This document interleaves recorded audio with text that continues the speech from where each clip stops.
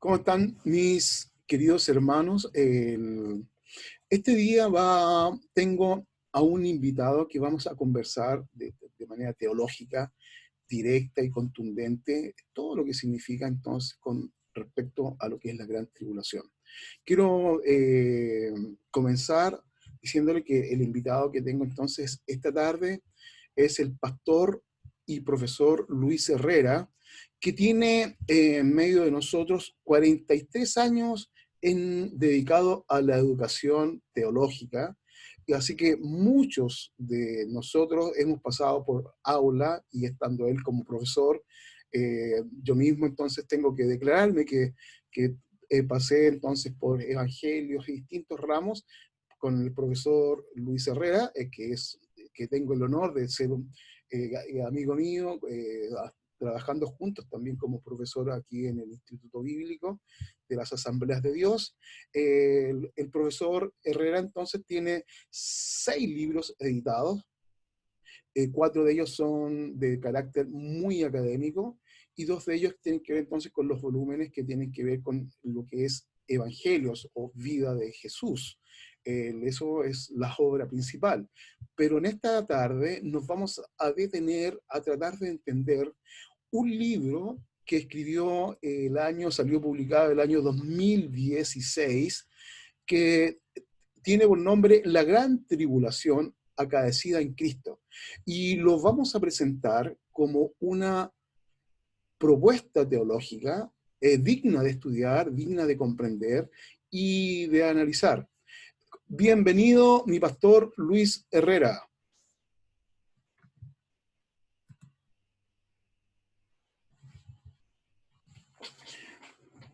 Querido, qué gusto de verte, tenerte por estas redes sociales, que yo diría que esto es lo más rico que tiene este momento que estamos viviendo, que nos podemos comunicar con mucha facilidad. Tú estás allá en La Reina y yo estoy acá en Recoleta y podemos entonces tener este nexo de comunicación.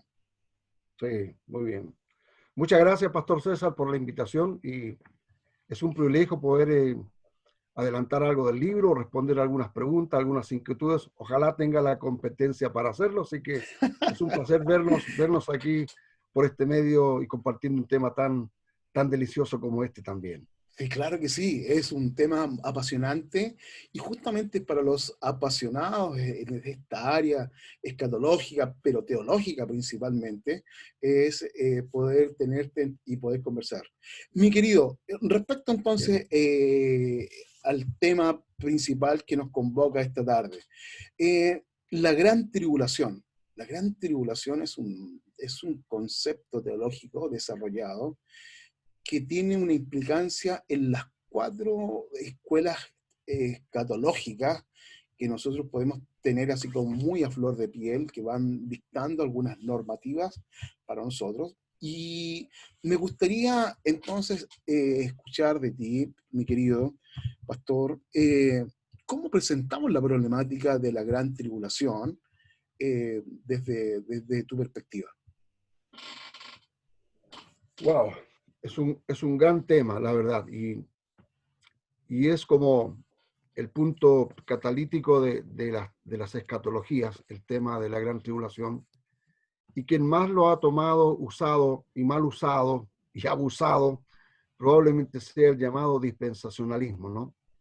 Y que han planteado un cuadro acerca de un tiempo futuro de 7 años en los cuales en medio va a estar el periodo llamado Gran Tribulación, y con alguna diferencia respecto a la venida de Cristo en un rapto pretribulacional de 7 años o 3 años y medio, según otros ahí acuerdan, y con una segunda venida al final de los 7 años allí. Entonces, y la gran tribulación es un periodo al medio en el cual la tierra, los judíos, todo el mundo será probado con el anticristo. Y como digo, es un periodo futuro, un evento que aún no ocurre y ocurriría con la firma de un pacto de el anticristo. Y hay una serie de personajes y un entramado allí filosófico entre medio para intentar persuadirnos de que ese cuadro, porque los entendidos, John Barwood, por ejemplo, Dwight Pentecost, que son un de los grandes maestros del tema, llegan a suponer que es el único método más bien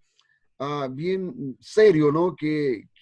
Con el cual se puede interpretar las escrituras. Y la verdad yo disiento de la forma en que lo han presentado, porque llevo más de 40 años en el tema y en los evangelios, y decidí hacer un giro completo y verlo a partir de una perspectiva completamente diferente, partiendo por la cristología, ¿no? No puede la escatología, que es una fracción de la teología, crear las normas de interpretación de toda la ciencia teológica, sino que más bien debe la propia teología, que tiene sus propias herramientas para interpretar, que nos provea las bases, el sustento de interpretar todo el resto de la dogmática. Es decir, no puede la escatología determinar y decir el rapto es aquí y esto implica las resurrecciones, no es un evento, es un proceso que comienza aquí, termina acá, son varios eventos y eso implica a los que se salvan después o antes. Es decir, quien me da las normas de interpretar correctamente la escritura es la propia escritura y es la propia doctrina que manda ahí, demanda eso la teología.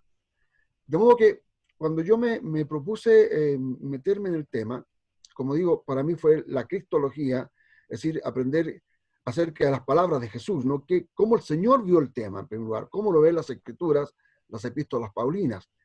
Y ahí entonces llego a la conclusión de que la gran tribulación de partida no es un tema futuro, sino que es un tema para nosotros ya pasado, ¿no?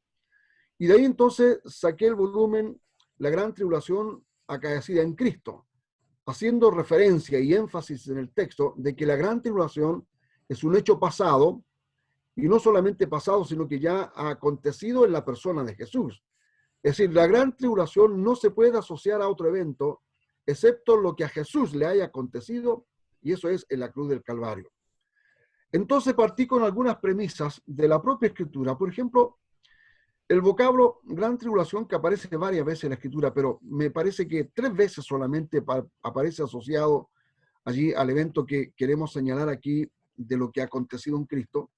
Y parte con las propias palabras de Jesús en Mateo capítulo 24 y en el verso 21, cuando el Señor dice, porque habrá entonces gran tribulación, cual no la ha habido desde el principio del mundo hasta ahora, ni la habrá.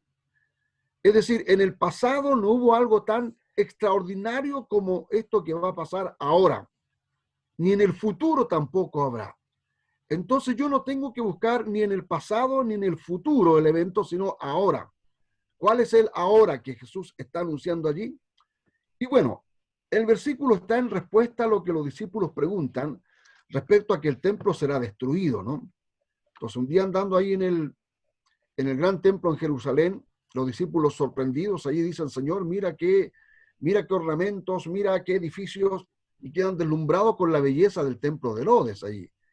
Y Jesús de inmediato le dice, ¿veis todo esto? De cierto digo que no quedará piedra sobre piedra que no sea derribado.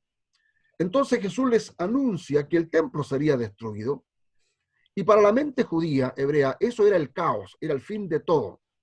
Porque si Dios vive en el templo, se supone que el día que el templo sea destruido, ese es el fin de todos los fines. O sea, si la casa de Dios un día alguien la derrumba o se derrumba, ese será el fin de todos los tiempos. Entonces le preguntan a Jesús, dinos, ¿cuándo serán estas cosas respecto a la venida, a la destrucción del templo? Y también le dicen, y de tu venida y del fin del siglo. Ahora, los discípulos nos están preguntando acerca de la segunda venida, porque ni siquiera entienden la primera, no van a comprender la segunda. Lo que sucede es que la escatología popular judía, ellos están pensando que si Jesús dice que el templo será destruido, ellos lo están asociando a que ese es el fin del siglo. Entonces, ¿qué señal habrá para que el templo se destruya? ¿Y qué señal habrá de tu venida y el fin del siglo? Y esos son elementos propios de la escatología judía.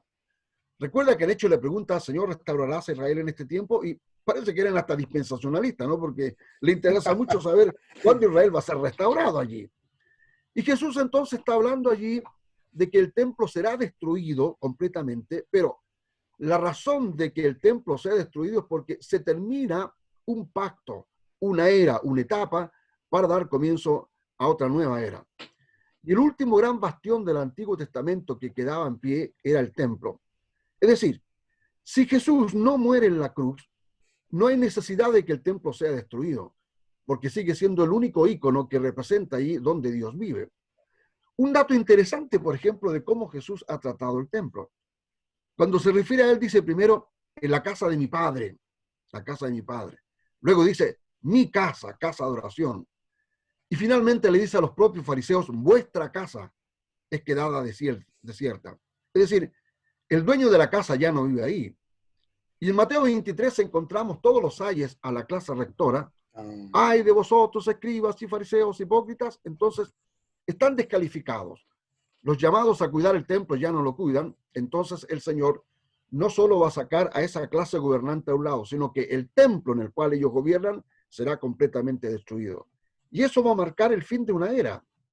Porque entonces, el nuevo edificio de Dios, el cual está compuesto, como dice Pedro, piedras vivas, o cada uno de nosotros ladrillos del edificio de Dios, para ser levantado eso, ¿verdad? Todo lo que es la sombra o lo que le prefigura ya no tiene sentido. Entonces el templo debe ser destruido. Y lo que Jesús está preanunciando es que si ese templo se destruye, la causa de eso, y aquí hay un argumento de causalidad, ¿no? Es decir, la razón por la cual el templo va a ser destruido es porque el verdadero templo va a morir en la cruz del Calvario. Entonces, cuando él dice, en el pasado no hubo nada hasta ahora, ni lo habrá en el futuro, leyendo correctamente sus pasajes me doy cuenta que Jesús centró ese periodo que es la gran tribulación, porque dice ahí, habrá una gran tribulación, cual no la ha habido. El segundo gran pasaje está aquí mismo en Mateo 24 y en el verso 29, cuando dice inmediatamente después de la tribulación de aquellos días, el sol se oscurecerá, la luna no dará su resplandor, y las estrellas caerán del cielo y las potencias de los cielos serán conmovidas. Otra vez es un pasaje que se pinta como que algo ocurrirá en un futuro. Sin embargo, es una visión apocalíptica como los profetas de la antigüedad vieron el día del Señor, que es el día de Dios, el día del juicio, claro. El día en que cambia la humanidad completamente, ¿no? Ahora, los profetas no vieron exactamente lo que ocurrió, sino que le dieron cierto matiz antropológico, ver que la luna se avergüenza, que el sol se esconde, que las estrellas se caen para el lado, hace ver que la naturaleza de alguna forma responde al hecho de que el creador de la creación está muriendo en la cruz del Calvario. Entonces, un pasaje muy evangélico que tomamos nosotros, por ejemplo, Joel capítulo 2, 28, ¿no? Donde dice que después de esto derramaré de mi espíritu sobre toda carne, y nunca nos hemos puesto a pensar después de qué, dice, después de esto. Y cuando leo lo anterior al derramamiento es el juicio de Dios. O sea, habrá un juicio en la tierra y producto del juicio es que Dios derrama el Espíritu Santo. Y concuerda con lo que Pedro dice en Pentecostés, ¿no? Que el Espíritu Santo ha sido derramado porque Jesús ha sido sentado a la diestra como vencedor de todo esto que significó la encarnación de Jesús, la muerte y resurrección. Entonces, hablar de que las estrellas, bueno, el sol se oscurece, basta con analizar los evangelios, y eso fue lo que ocurrió cuando Jesús murió. Es decir, que Mateo me diga en forma dramática que por 3 horas, digamos, se oscureció. Eso no fue un eclipse, ¿no? Un eclipse lo más que dura son 3 minutos 15 segundos y esto duró 3 horas. Me interesa un texto del apologético de Tertuliano, que él es un abogado, ¿no? Un padre latino de historia de la iglesia. Los que estudian historia de la iglesia lo podrán ubicar allí, un tremendo escritor latino. Y él es un abogado y le dice a los de Roma, buscad en vuestros propios anales qué fue lo que pasó ese día en que la tierra se oscureció. No fue un evento local en Judea, sino que el mundo entero, ¿no? Y hay registros de escritores antiguos que eso pasó. Eso implica que cuando el profeta dice que la luna se avergonzó y le da este carisma como medio humano, ¿no? Es para decir entonces que la luna no dio resplandor, el sol se oscureció, y era porque fue el día en que Jesús quedó completamente solo en la cruz del Calvario, ¿no? Esas palabras dramáticas de Jesús, Padre, ¿por qué me has abandonado? Lo dijo justo antes en que el Padre Dios apagara el interruptor, apagó la luz y dijo, este es un asunto entre yo y mi hijo, nadie más, ¿no? Y allí un misterio tremendo de esas 3 horas de oscuridad en la tierra y cómo los profetas me pudieron preanunciar que el Hijo de Dios moriría en la cruz de una forma tan salvaje. Pablo dice en Gálatas, porque maldito es aquel que muere en una cruz, ¿no? Esa fue la muerte pagando por nuestros pecados, pero ese drama de la cruz, ¿cómo me lo pinta un profeta de la antigüedad? Bueno, Mateo 24, 29, allí está la respuesta. Otro tercer texto, son tres textos tremendos que hay ahí, demoledores, es el propio libro de Apocalipsis, capítulo 7 y verso 14, ¿no? Que es un texto también muy usado allí, que es cuando, si hemos de recordar bien la escena allí, Juan está ahí en el cielo, el Señor lo lleva para ver esta gran escena, y ocurre que en el capítulo 4 y 5 ahí Juan está llorando porque no hay nadie digno de abrir el libro, es decir, si nadie abre el libro, no hay historia, no hay Juan, no hay nada, ¿no? Entonces, es un drama allí, la cristología otra vez no está supuesta, está expuesta, ¿no? Cristo brilla en todo el libro. Y va a aparecer en el capítulo 7 esta gran escena, primero el símbolo, del verso 1 al 8, que aparecen los 144.000, ¿no? Que no son judíos, estos 12.000 como el calvinista extremo, que no puede haber ni uno menos ni uno más, sino que es un número exacto. Ese es un número que representa a la iglesia, ¿no? Los 144.000.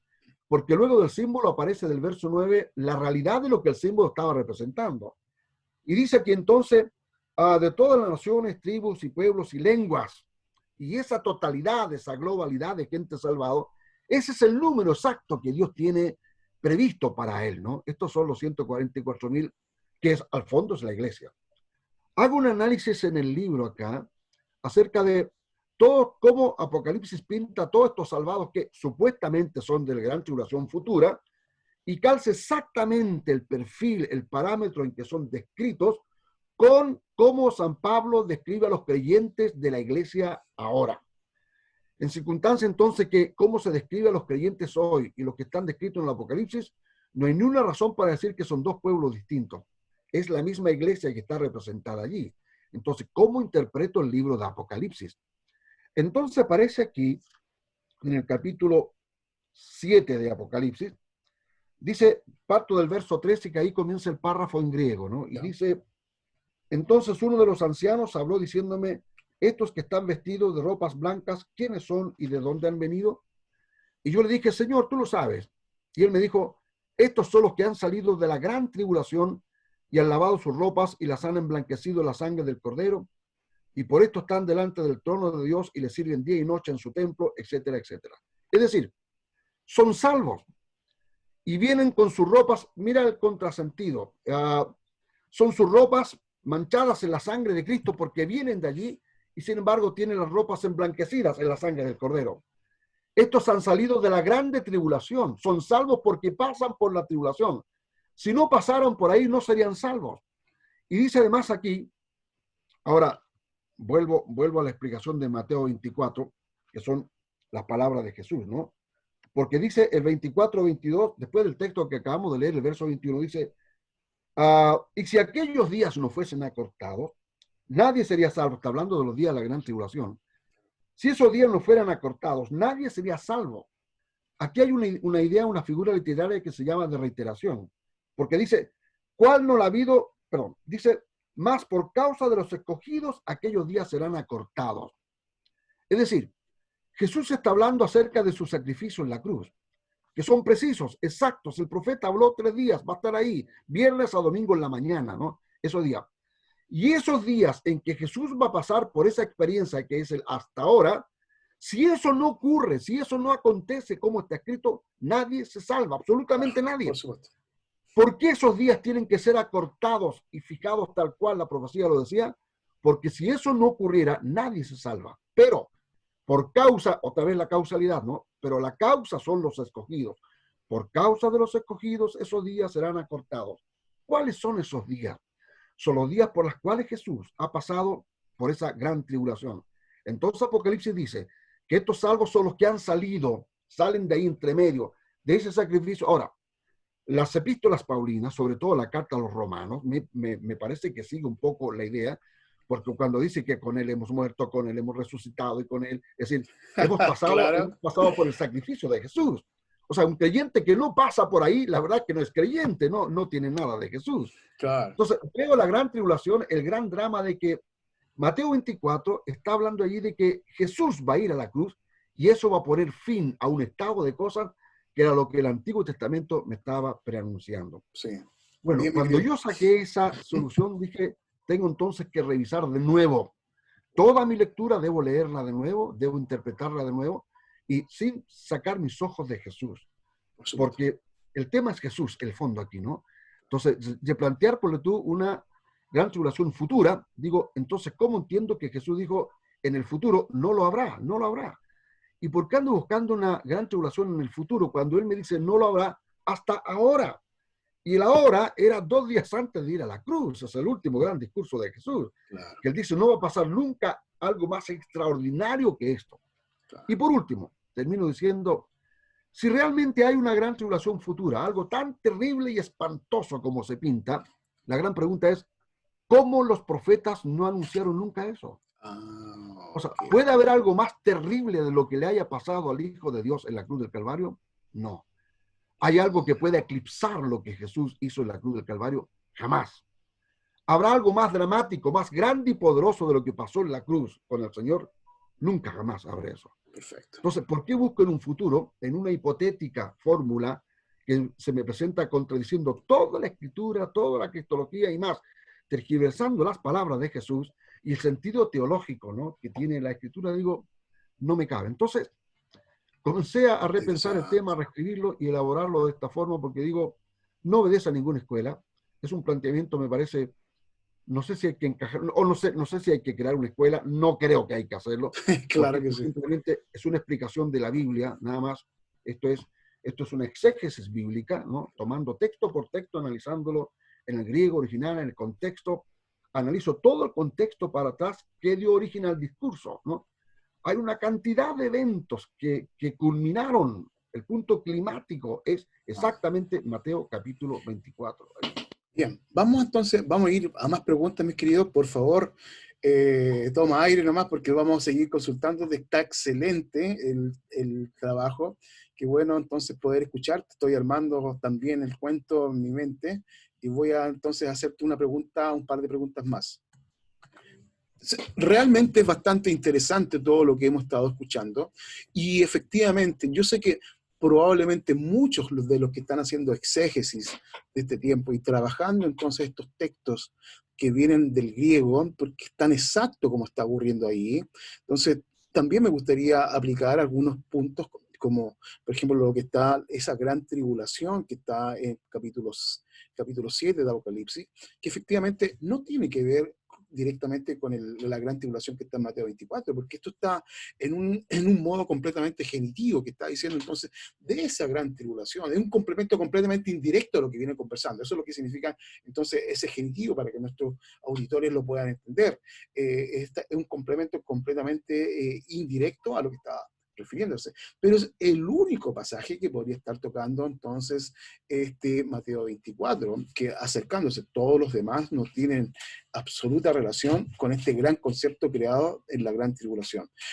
Mi querido, quiero seguir entonces avanzando en esta gran conversación. Déjame primero agradecerte, qué bueno que estamos juntos y yo pueda extraer de esta manera para nuestros amigos que están escuchándonos, extraer este trabajo exegético que has realizado por largos años.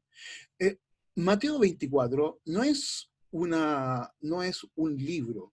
Mateo 24 es un capítulo dentro de un gran libro que es el Evangelio de Mateo. Y a mí me llama mucho la atención que justamente Mateo 24 es la continuación de Mateo 23, que parece un chiste, y lo sigue Mateo 25, y hasta ahí no necesito un gran estudio. Pero efectivamente los contextos literarios están apuntando efectivamente a algo bien específico que está ocurriendo aquí con Jesús en este Mateo 24, que insisto en esto, no es un capítulo independiente a Mateo. Mateo está escribiendo con una intencionalidad teológica y está hablando entonces de Jesús, de lo que le ocurrió. ¿Qué podemos decir, mi querido Luis, respecto entonces a estos complementos o a estos Mateo 23, Mateo 25, están relacionando de alguna manera lo que estás diciendo respecto a esta gran tribulación? Bueno, déjame referirme un poco a Mateo capítulo 23 en esto, ¿no? Ya, ¿Verdad que es el gran contexto del discurso? Este discurso fue dicho el día martes cuando uno hace una línea de tiempo, una cronología de lo que fue la última semana de la Pasión, va a descubrir que el martes está concentrado estos grandes discursos porque el miércoles, al parecer, no hay grandes eventos. Algunos dicen es el día de descanso del Señor. Y lo retoma el Señor el día jueves, y el gran clímax de ese día fue nada menos que la cena, ¿no? La cena que el Señor hizo, la Pascua, allí, que los otros evangelios colocan la Pascua el día viernes, ¿no? Y el fenómeno es porque, por eso que algunos dicen hay una contradicción en los evangelios, porque aparece celebrándole el jueves y aparece celebrándole el viernes, ¿no? Entonces, viene el día viernes y dicen que aún no se han preparado para la Pascua, no se han purificado. Y lo que ocurre es que la Pascua ocurría realmente ese año el día jueves, y Jesús la celebró el jueves. Y era porque, según la tradición, al otro día es como un Shabbat, es un día en que no se puede hacer ninguna obra servil.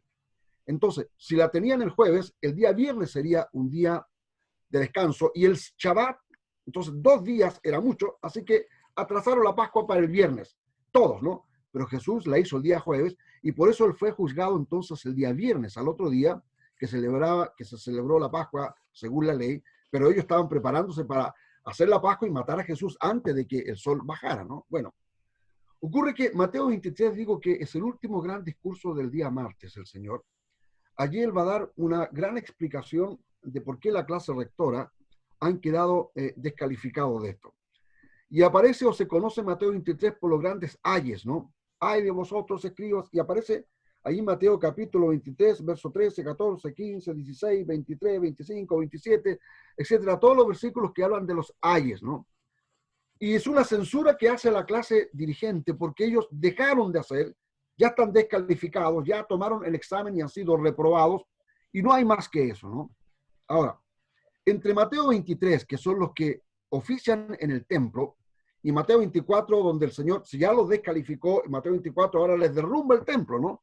De modo que se termina el oficio de lo que los sacerdotes o representantes o mediadores hacían, porque a partir de esa fecha entonces quedan todos fuera, descalificados, sin oficio y sin templo.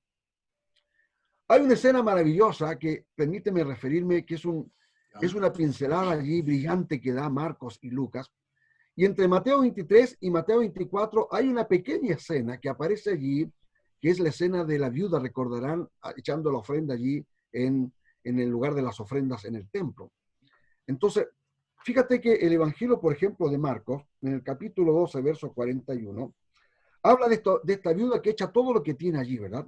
Y en el contexto, versos 38, 39 y 40 de Marcos, dice: guardado de los escribas que gustan de andar con largas ropas y aman las salutaciones en las plazas y las primeras filas, sillas en las sinagogas y los primeros asientos en las cenas, y que devora las casas de las viudas y por pretexto hacen largas oraciones, estos recibirán mayor condenación.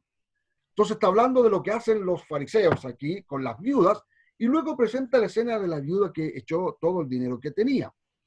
De igual manera, el Evangelio de Lucas, en el capítulo número 20, ¿dónde tengo aquí? 21, la ofrenda de la viuda, dice: levantando los ojos, 21, verso 1 adelante, vio a los ricos que echaban sus ofrendas en el arca de las ofrendas, y vio también una viuda muy pobre que echaba allí 2 blancas. Y va a mencionar la misma escena de San Marcos, que esta escena no la menciona Mateo, la menciona solo Marcos y Lucas. Y va a decir Lucas al comienzo, el capítulo 20, 46, guardado de los escribas que gustan de andar con ropas largas, verso 47, y devora las casas de las viudas, y por pretexto hacen largas oraciones, y coloca esta escena de los fariseos abusando de las viudas allí, y luego coloca la escena de la viuda. Si vuelvo a Mateo capítulo 23, voy a notar que entre los ayes, por ejemplo, va a aparecer esto de las viudas, ¿verdad? Va a aparecer muy adelante, por ejemplo, el capítulo 23 y verso 6, estos que aman los primeros asientos y la cena, las primeras sillas, etc. Ese es un ay que menciona Marcos y Lucas, y Mateo no lo menciona como ay.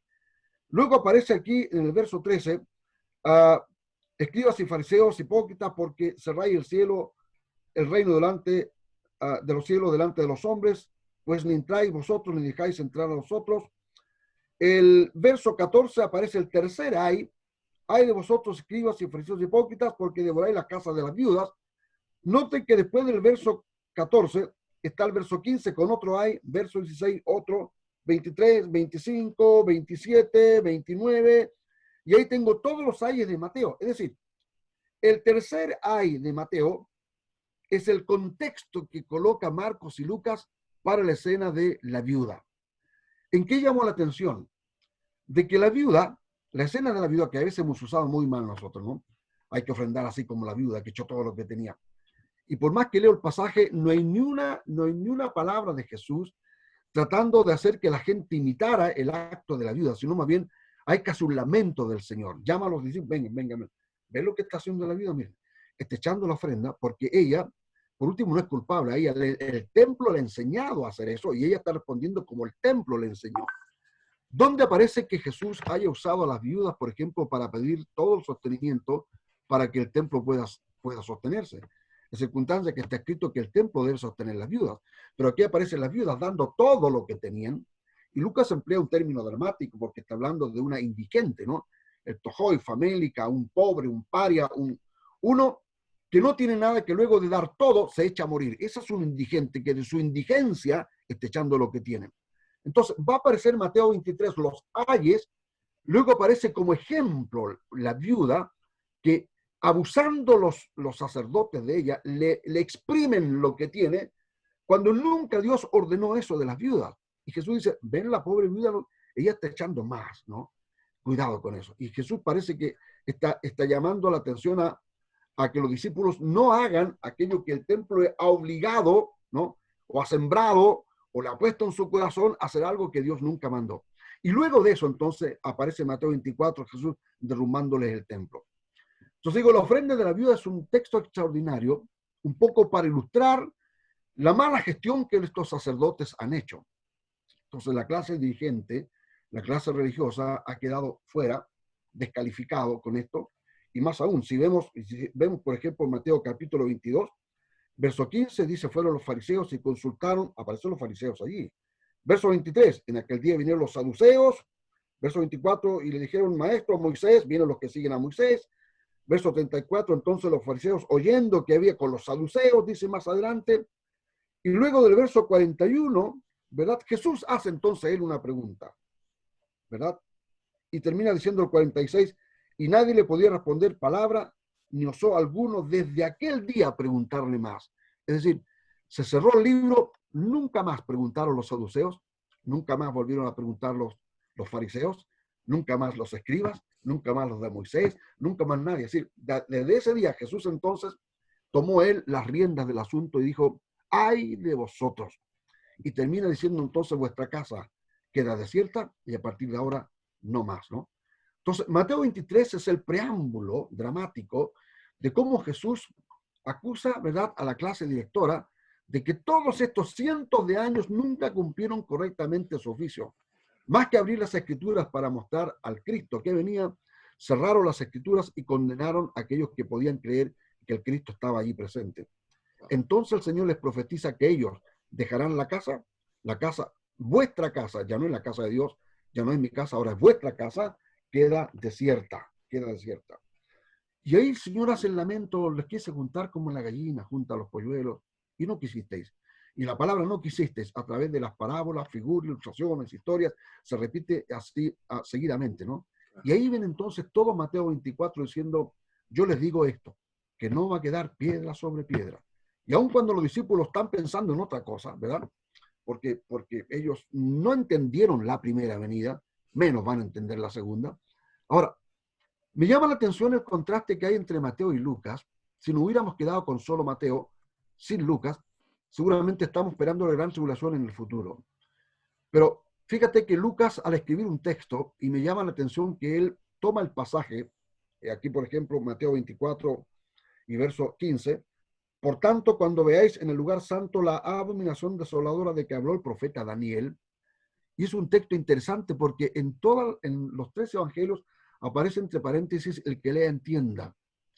Y esto es como remitirnos a una fuente bibliográfica, no es como decir, lean a Daniel. O sea, quieren saber exactamente de lo que le estoy hablando, lean a Daniel y luego ven y me preguntan. Y lo remite Jesús a Daniel, el que lea entienda a Daniel, y una vez que entiendan a Daniel van a entender lo que estoy diciendo, ¿no? Porque en el lugar santo se va a poner la abominación desoladora. ¿Y qué es lo que es eso? Mira, el mismo texto, si yo tomo Mateo y tomo Lucas paralelamente, voy a encontrar que el texto paralelo de Mateo 24:15 es exactamente Lucas 21:20. Y Lucas 21:20 dice así: pero cuando veáis a Jerusalén rodeada de ejércitos, sabed entonces que su destrucción ha llegado. Mateo nunca dijo eso. Eso lo dice Lucas. Cómo Lucas toma el texto, interpreta y aplica el texto. Y aquí le hago yo una pregunta a los estudiantes siempre cuando, ¿cómo entienden la inerrancia, la infalibilidad? ¿Cómo entienden qué autoridad tiene un escritor, por muy discípulo, de tomar un texto y cambiar la palabra literal de Jesús y colocar otra, ¿no? Ahora, evidentemente que entiendo que tras este texto hay también un planteamiento paulino, ¿no? Que yo tendría que ubicarlo en otras de las cartas de San Pablo, porque allí hay gran parte de la explicación de esto. Pero Lucas está diciendo cuando vean Jerusalén rodeada de ejércitos, y él está hablando del año 70. De modo que ese año fue cuando Jerusalén quedó derrumbada completamente en cumplimiento a las palabras de Jesús, ¿no? A la gran tribulación. Entonces, es verdad que están conectados Mateo 23, Mateo 24 y luego Mateo 25, ¿no? La preparación que la gente debe tener cuando Él venga. Y esto va a ser como las 10 vírgenes. Algunas están expectantes, esperando que algo va a suceder, y otras que va a pasar como algo indiferente. Bueno, si yo leo cuidadosamente, por ejemplo, el libro de guerras de Flavio Josefo, descubro que dice ahí literalmente: algunos que atendieron las profecías de huyeron y huyeron a Peya, que era una ciudad de la Decápolis.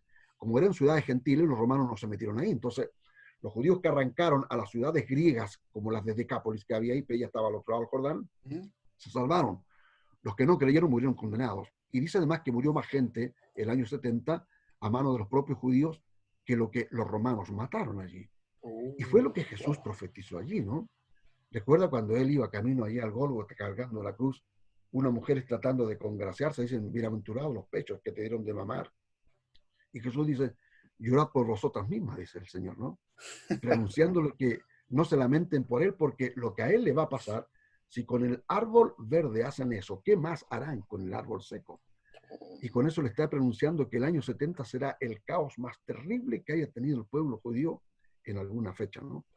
Entonces, está todo ligado. El Mateo 25 es recordarle la fidelidad, ¿no?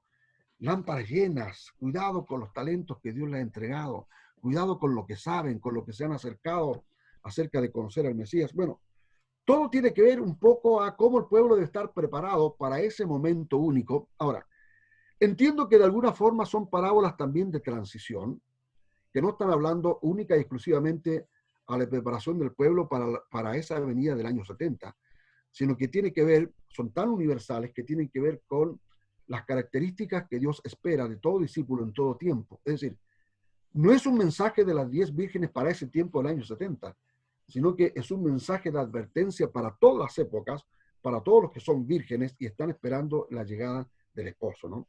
Que en su primera instancia es un mensaje dado como conclusión del año 70, pero es un mensaje de advertencia a todos los tiempos para estar preparado para todas las palabras que Jesús nos ha enseñado, ¿no? Gracias, querido Luis.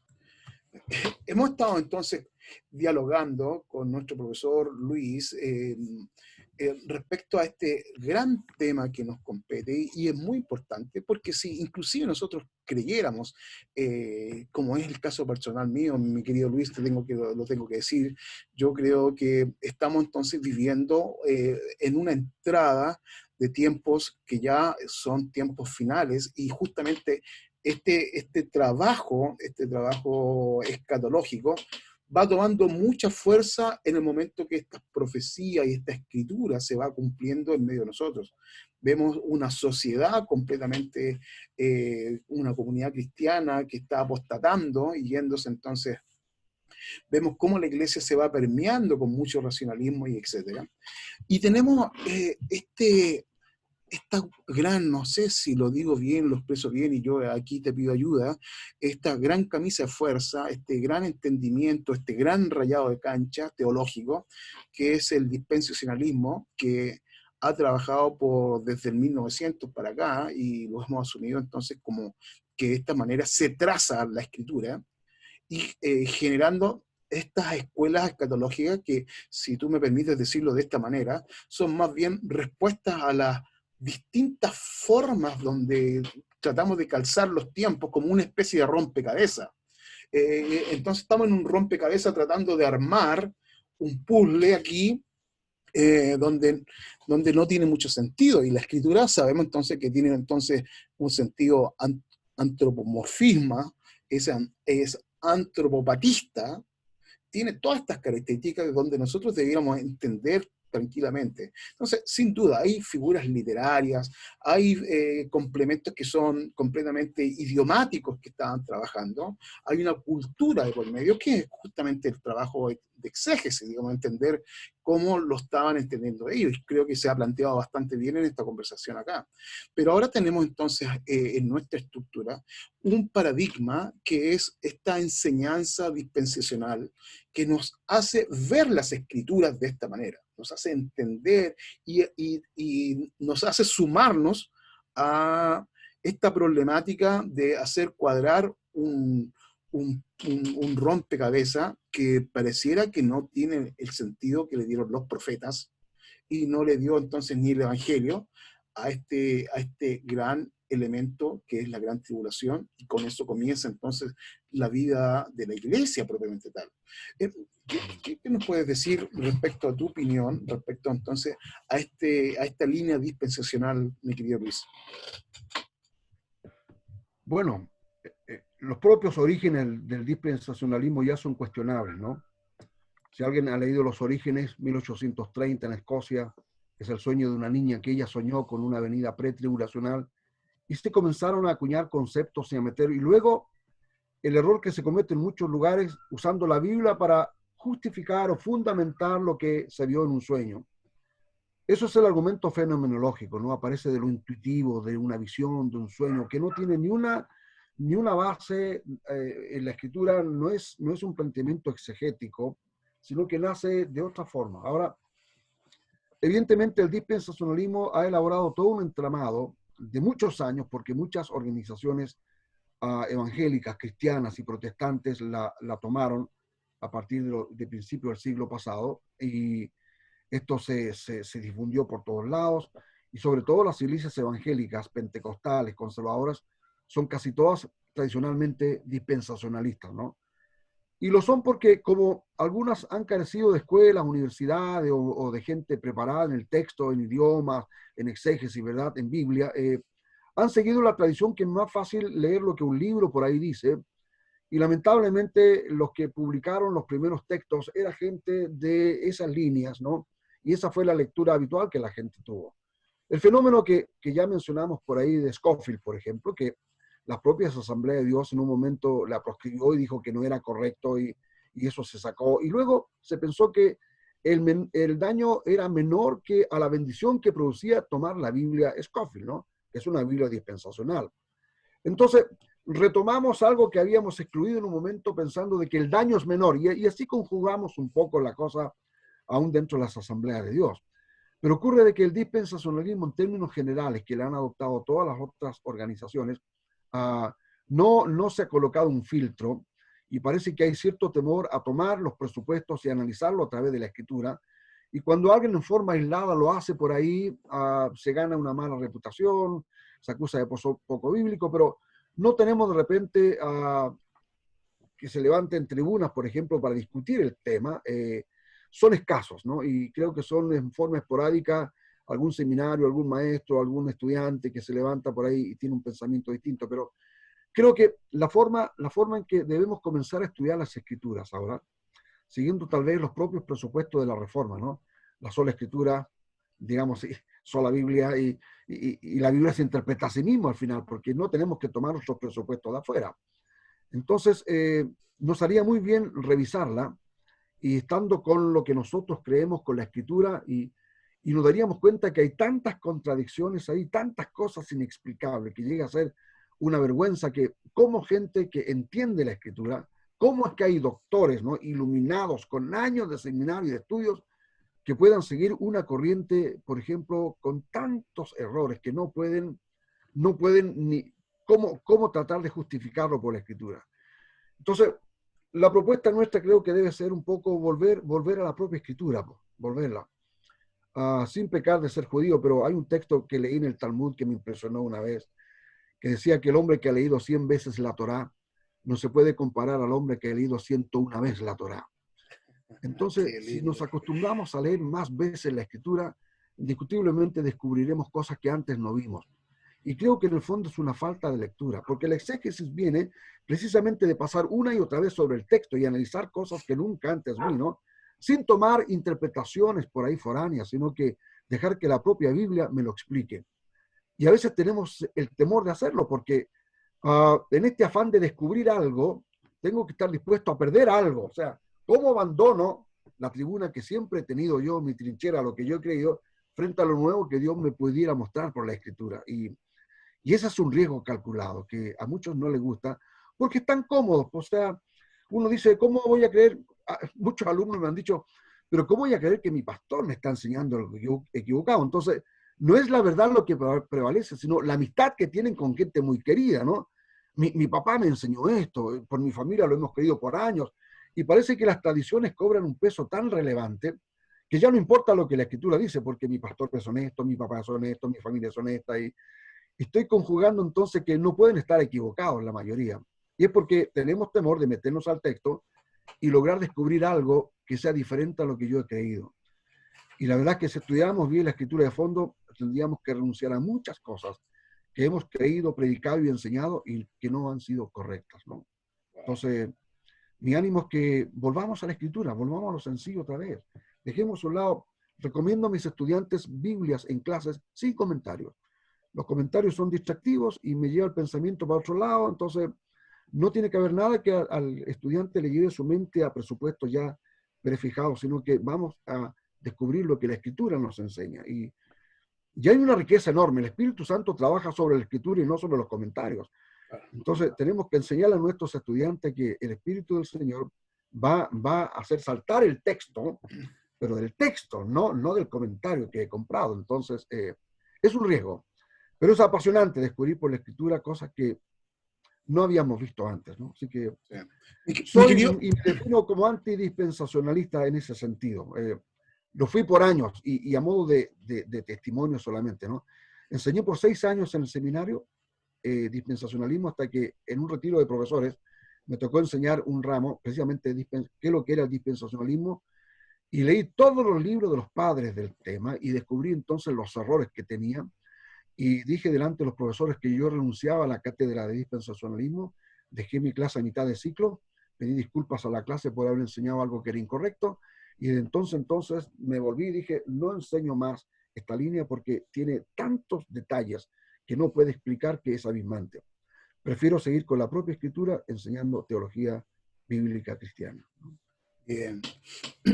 Mi querido, y entonces para todos los que están en este pequeño curso, en este pequeño seminario de exposición de lo que estamos conversando, quiero dejar a disposición de todos ustedes, voy a dejar entonces el libro La Gran Tribulación Acaecida en Cristo del profesor Luis Herrera, quien ha estado conversando. eh, y también quiero dejar su correo, porque justamente si usted quiere leer, comprender y tratar de entender, puede hacer las consultas también y puede también adquirir el libro.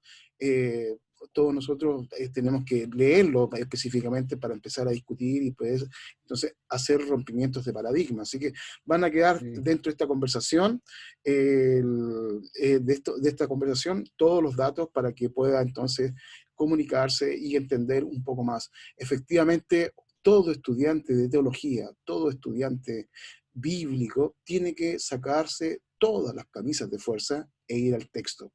Me encantó tu término que es, ahí está, ahí estamos viendo, la gran tribulación acaecida en Cristo por el pastor Luis Herrera. Gracias, mi querido. ahí estamos. Perfectamente. Y yo voy a poner, si tú me permites, mi querido Luis, quiero poner, no sé, ahí un pequeño regalito de un capítulo, de algunas, para que usted, es lo que a mí me gusta decir cuando estoy conversando también con mis estudiantes, mi misión es encender esta plataforma y encenderla que quede ardiente, de modo que justamente quiero conversar, quiero dialogar y quiero encender. Si a usted le ha gustado entonces este tema, y poder seguir conversando y ahondando aún mucho más.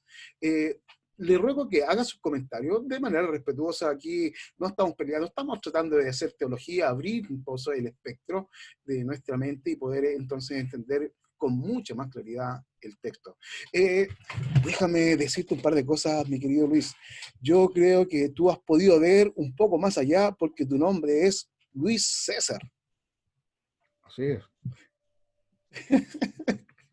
Así es, pues César Luis. ¿Me entiendes? Ese es el punto.